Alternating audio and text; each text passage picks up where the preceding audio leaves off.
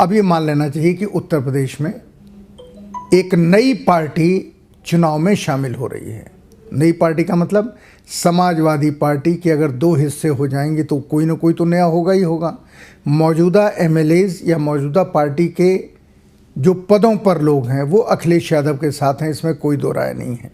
लेकिन मुलायम सिंह के साथ पार्टी के वो लोग हैं जिन्होंने पार्टी को खड़ा किया, जो गांव-गांव में हैं, और उन लोगों को समाजवादी पार्टी के भीतर का घटनाक्रम जिस तरीके से मुलायम सिंह को अध्यक्ष पद से हटाया गया वो शायद उन्हें बहुत पसंद नहीं आ रहा है। सवाल मुलायम सिंह जी से भी है कि जब विपक्ष के सारे नेता 2 साल पहले आपके घर पर इकट्ठे हुए थे, एक पार्टी बनाने की बात हो गई थी, एक झंडे की बात हो गई थी, एक चुनाव चिन्ह की बात हो गई थी, एक पार्लियामेंट्री बोर्ड की बात हो गई थी, सबको अपने अपने सम्मेलन करके इसकी घोषणा करनी थी, प्रस्ताव पास कराना था। प्रेस कॉन्फ्रेंस में आपको सबने माला पहनाई, जिसमें ओम प्रकाश चौटाला के बेटे अभय चौटाला, पोते दुष्यंत चौटाला, नीतीश कुमार, लालू यादव, कमल मुरारका, दिव्य गौड़ा साहब जैसे लोग सब शामिल थे।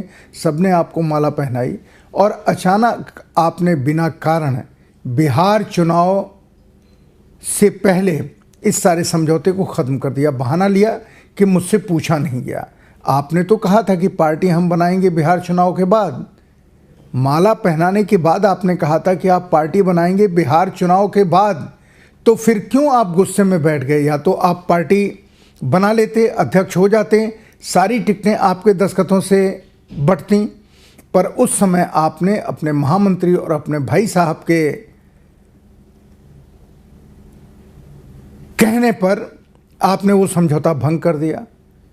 उसके बाद लगातार आप अपने को परिवार की तरफ सीमित करते चले गए। सारे देश में आपके सामने अवसर था कि आप प्रधानमंत्री नरेंद्र मोदी के मुकाबले एकमात्र विपक्षी उम्मीदवार के तौर पर सामने आते, पर आपने वो नहीं किया। अब देख लीजिए राजनीति कहाँ से कहाँ पहुँच गई। आप ही को आपके भाई और आपके पुत्र ने सत्याच्युत कर दिया।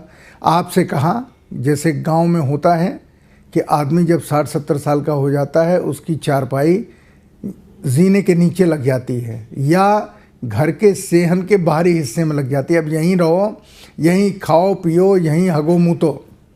आपको घर के अंदर आने की इजाज़त नहीं है। आप बच्चों के साथ भी नहीं खेल सकते क्योंकि पता नहीं कौन सी बीमारी आप उनको ट्रांसमिट कर दें। ये आम तौर पर हिंदुस्तान में हिंदू या मुसलमान घरों में होता है ज़्यादातर। ठीक वही चीज़ अब राजनीति में हुई। जिन लोगों को आपने उंगली पकड़कर चलना सिखाया वो सारे लोग आज आपके ख़िलाफ़ हैं। बाहर के वो लोग जिन्हें आपने पकड़ के एमएलए और एमपी बनाया, आपके साथ कोई नहीं है। आपके साथ कौन है? जिसको आपने हमेशा अपने से दूर रखा, जिसकी आपने आलोचना की, जिनसे आपने मिलना नहीं चाहा, वो लोग आज आपके साथ हैं क्योंकि उन्हें लगता है कि न्याय यही है कि मुलायम सिंह का साथ दिया जाए। मुलायम सिंह ने संघर्ष किया है, लेकिन आपने जिन लोगों को, चाहे वो आपके परिवार के मर्द हों या औरत हों, बिना संघर्ष के, बिना किसी राजनीतिक प्रक्रिया के, बिना कुछ मेहनत किए, बिना समाजवाद को समझे, जिनको आपने आगे बढ़ाया वो आपके खिलाफ खड़े हैं।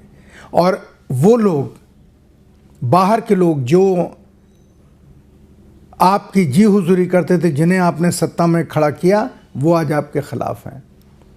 ये बहुत बड़ी सीख उन लोगों को है जो विचारधारा से अलग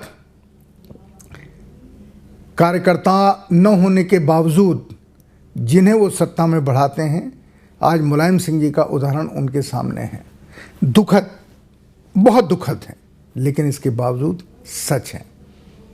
इसलिए उत्तर प्रदेश की घटना में अगर मुलायम सिंह अखिलेश यादव के खिलाफ प्रचार करते हैं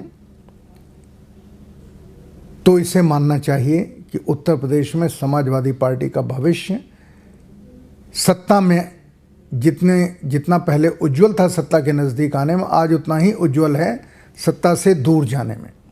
और अगर मुलायम सिंह ने कहीं ये कह दिया कि जो बेटा बाप का नहीं हुआ वो किसका होगा, तो शायद अखिलेश यादव और उनके साथियों के लिए मुश्किल हो जाएगी, क्योंकि गांव में मुलायम सिंह जी की इज्जत अभी भी बरकरार है।